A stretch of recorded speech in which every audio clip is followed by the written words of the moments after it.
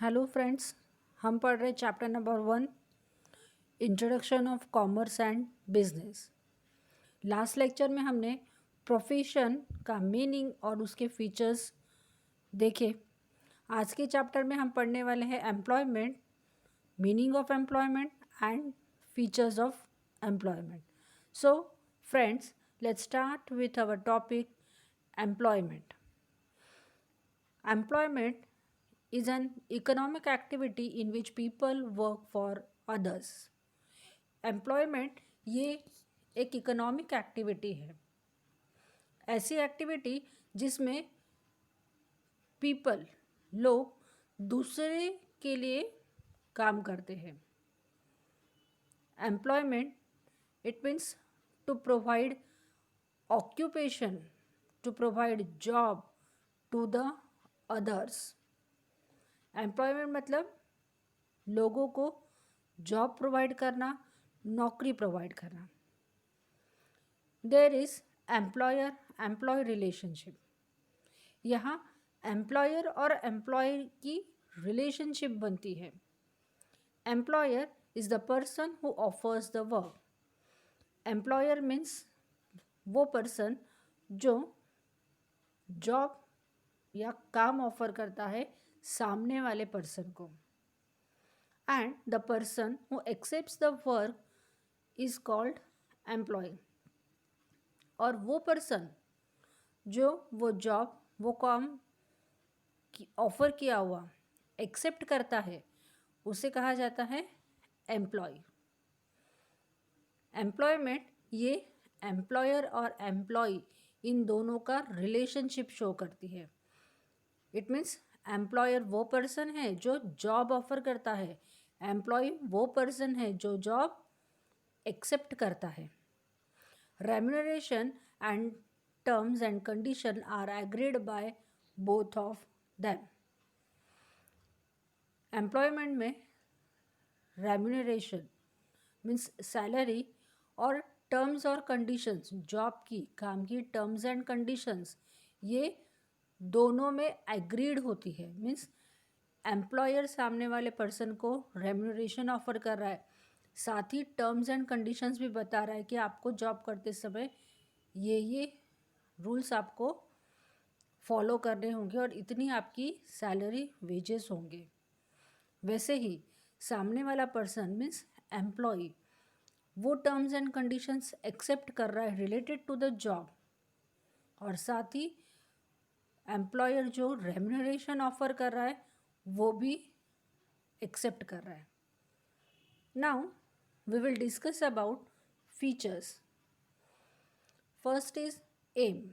The main aim is to earn money for meeting needs of employees and employers.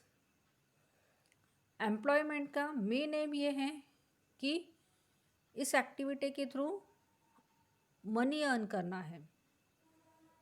Employ को means person को money earn करना है। उसी के साथ जॉब ऑफर करने वाला एम्प्लॉयर, उसका एम क्या होगा? To meet the needs, employers की ज़रूरत, उसे जो काम करवाना है उसके बिजनेस ऑर्गेनाइजेशन के लिए, उसके लिए उसे एम्प्लॉय की ज़रूरत पड़ती है। तो यहाँ पर वो एम्प्लॉय हायर करता है, उसे जॉब देता है ताकि उसकी नीड्स फुलफ़िल हो सके, उसके बिजनेस की नीड्स फुलफ़िल हो सके। और एम्प्लॉय जिसे जॉब की ज़रूरत है मनी अर्न करने के लिए, उसका भी एम फुलफ़िल होगा।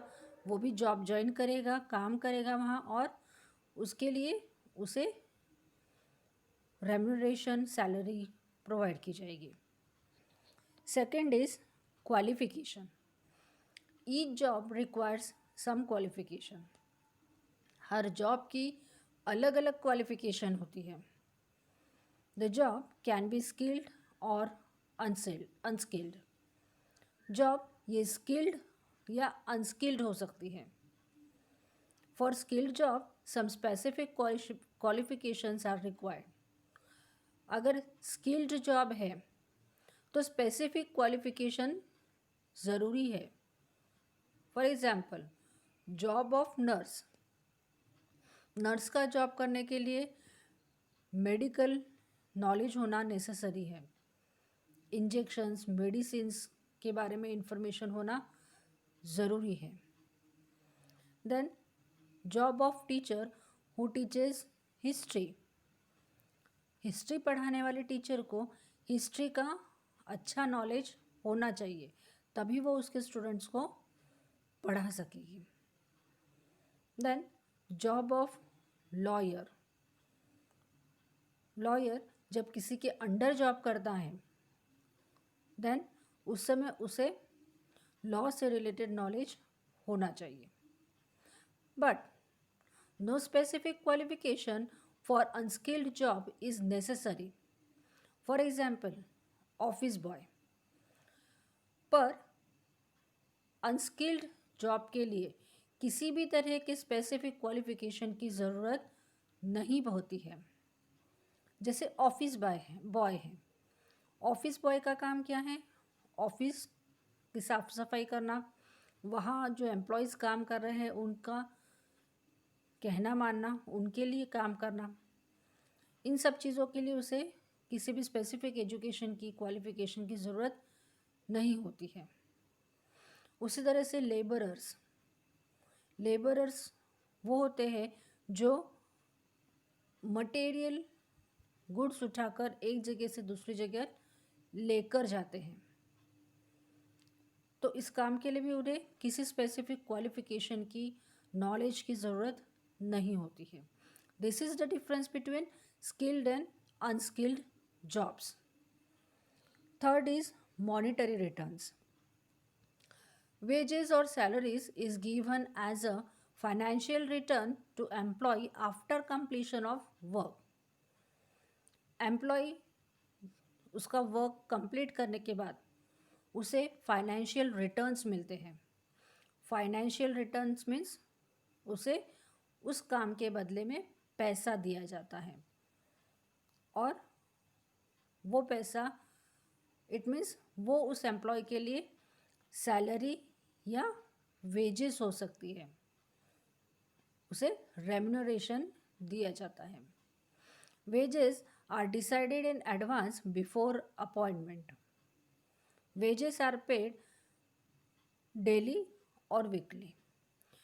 वेजेस जो है एडवांस में ही डिसाइड किए जाते हैं, मीन्स बिफोर अपॉइंटमेंट देने से पहले ही वेजेस डिसाइड किए जाते हैं, उसे उस एम्प्लॉय को कितना पैसा देना है और एम्प्लॉय एग्रीड है या नहीं। वेजेस ये डेली बेसिस या वीकली बेसिस पर दिए जाते हैं to the employee. Salary is paid monthly, but salary ये हर मंथ पे की जाती है। मंथ की पर्टिकुलर डेट को सैलरी पे की जाती है। Along with salary, other benefits like bonus, quarters to stay, subsidized food in canteen, etc. also can be given to employees. Salary के साथ साथ अदर बेनिफिट्स भी एम्प्लॉयज़ को दिए जाते हैं, जैसे बोनस है। दिवाली फेस्टिवल आया है, फेस्टिवल के टाइम एम्प्लॉयज़ को बोनस दिया गया। एम्प्लॉयज़ को रहने के लिए क्वार्टर्स दिए गए, उनके लिए घर बांधे गए और उन्हें वहाँ पर उनकी फैमिली को रहने के लिए जगह दी गई। Then subsidized food in canteen, canteen में अच्छे क्वालिटी का फूड प्रोवाइड किया जाता है। Then first aid treatment and other facilities provided on the job area also can be given to employees. ये सारी चीज़ें एम्प्लॉयज़ को सैलरी के साथ प्रोवाइड की जाती है। Fourth point is capital. No capital is required for employment because employer provides everything to employee for completing the job. Employment के लिए एम्प्लॉय को किसी भी तरह की कैपिटल की ज़रूरत नहीं होती है। ये सारी चीज़ें, उसकी जो नीडी चीज़ें हैं वो उसे एम्प्लॉयर प्रोवाइड करता है for completing the job of employ. जैसे ऑफिस जॉब करने के लिए एम्प्लॉय को एक वेल ऑफिस प्रोवाइड किया जाता है। ऑफिस में टेबल चेयर होती है, वेल फर्निश्ड होता है वो ऑफिस।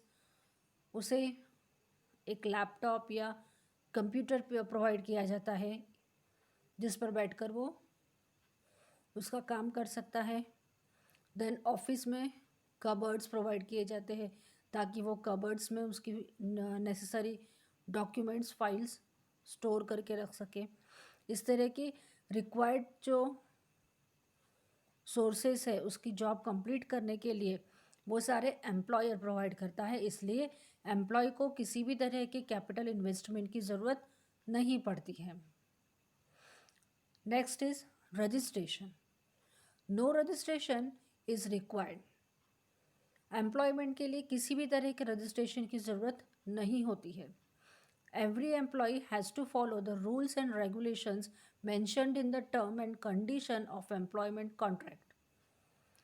हर एम्प्लॉय को क्या करना होता है कि एम्प्लॉयमेंट कॉन्ट्रैक्ट में दिए हुआ टर्म्स एंड कंडीशंस अच्छे से पढ़ने हैं और उसके accordingly rules and regulations follow करने होते हैं।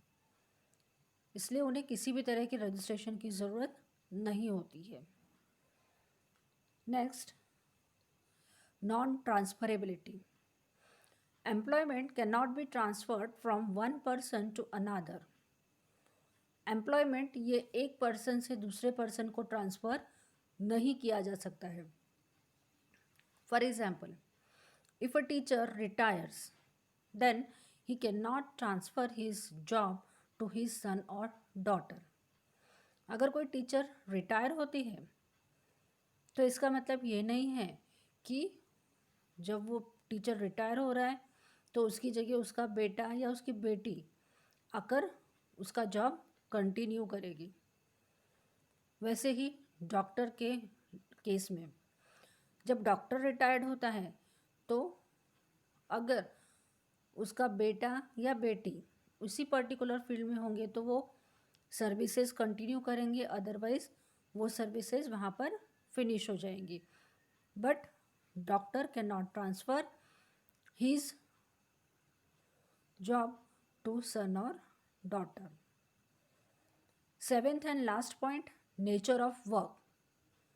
Every employee is expected to complete the work which is given to him. The nature of job decided the nature of work. हर एम्प्लॉय से ये एक्सपेक्टेशन होती है कि उसे जो दिया गया काम है वो उसे टाइम पर फुलफ़िल करना है, एक्यूरेटली फुलफ़िल करना है और प्रॉपरली हैंडल करना है। The nature of job decides the nature of work. Job के नेचर के अकॉर्डिंगली उस एम्प्लॉय का काम करने का तरीका फिक्स होता है। Friends, these are the meaning and features of employment. एक छोटा सा टेस्ट आपके लिए लास्ट स्लाइड में दिया हुआ है। आज का सिखाया हुआ टॉपिक रीड करो और टेस्ट सॉल्व करने की प्रैक्टिस करो। Thank you students.